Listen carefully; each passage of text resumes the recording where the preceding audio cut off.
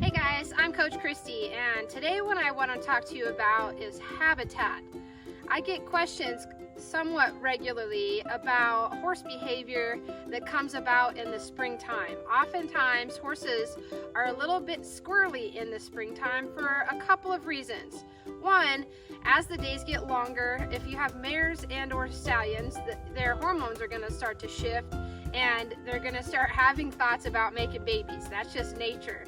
But another reason that a lot of horses, including geldings, have trouble in the springtime is because oftentimes if you live someplace where winter is difficult, they often have their movement restricted. And my horses live out in the pasture 24/7, but their movement is still restricted in the wintertime because the footing isn't very nice. When there's a couple of feet of snow on the ground, it's slippery and it's just not very much fun for them to move around. So they'll spend a great deal of their time hanging out in the shelter, just eating hay, trying to stay warm and avoid slipping on the slippery snow and things like that.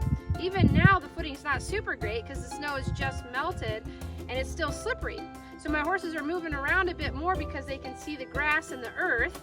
They're doing a little bit of scouting for some grazing, but they're not able to like trot and canter or even gallop right now because the footing is still too slippery.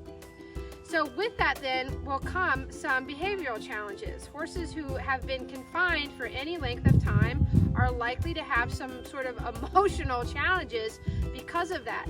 They are designed to be nearly constantly in motion. They only sleep 3 hours a day, and those hours are never consecutive. It'll be 10, 15, 20-minute naps here and there throughout a 24-hour period. And then in between that, in the wild, a horse would be moseying, right? They would cover at least 10 miles a day, looking for the good grazing, looking for minerals, looking for water, things of that nature. I don't know about you, but I can't remember the last time one of my horses traveled 10 miles in a week, let alone in a day. 10 miles a day is what they need to stay mentally and emotionally healthy. So it's up to us to do the best we can to provide them with a habitat that enriches their lives. When in doubt, turn them out, okay?